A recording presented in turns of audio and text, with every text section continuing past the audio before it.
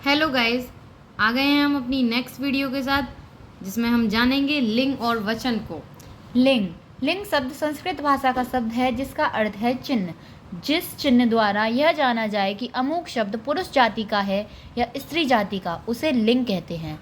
लिंग किसे कहते हैं कि लिंग सबसे पहले तो संस्कृत भाषा का शब्द है जिसका अर्थ होता है चिन्ह, और जिस चिन्ह के द्वारा हमें यह पता चले कि वह शब्द स्त्री जाति का है या पुरुष जाति का है, उसे लिंग कहते हैं। दूसरे शब्दों में हम कह सकते हैं संज्ञा के जिस रूप से पुरुषत्व या स्त्रीत्व का बोध हो उसे लिंग कहते हैं। हिंदी में लिंग दो प्रकार के होते हैं, पुल्लिंग और स्त्रीलिंग। पुल्लिंग जिन संज्ञा शब्दों से कल्पित पुरुषत्व का बोध होता है उन्हें पुल्लिंग कहते हैं, जैसे लड़का, बैल, घोड़ा, पेड़, नगर इत्यादि। यहाँ लड़का, बैल, घोड़ा से यथार्थ पुरुषत्व तथा पेड़ और नगर से कल्पित पुरुषत्व का बोध होता है। अब पुल्लिंग में जैसा कि हम सभी जानते हैं कि पुल्लिंग में हम पुरुष जाति का बोध करते हैं। इसमें दो तरीके के होते हैं, एक तो यथार्थ और एक कल्पित। यथार्थ जैसे लड़का, बैल, घोड़ा, और कल्पित जो काल्पनिक है जैसे कि नगर, पेड़ इत्यादि। दूसरा है स्त्रीलिंग।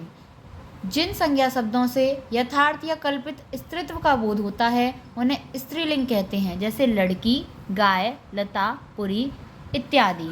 ठीक उसी तरह जैसे पुल्लिंग में था वैसे स्त्रीलिंग में होता है। स्त्रीलिंग में स्त्री का बोध होता है, और इसमें भी दो तरीके के होते हैं, यथार्थ और कल्पित। यथार्थ वो होता है जैसे लड़की, गाय, और आपका कल्पित क्या हो जाएगा जिसकी कल्पना की जा रही है, जैसे लता, पुरी। अब आगे हम देखेंगे वचन को।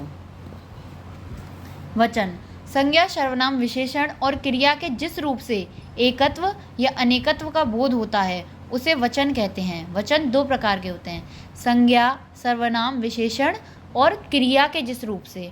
मतलब हमें संज्ञा से, सर्वनाम से, विशेषण से या क्रिया से उस चीज़ के एक या एक से ज़्यादा होने का बोध होता है, उसे हम वचन कहते हैं। इसमें हम जानते हैं कि यह अगर एक है तो एक वचन में आएगा, अगर एक से ज़्यादा है, अनेक हैं, तो वह बहुवचन में जाएगा।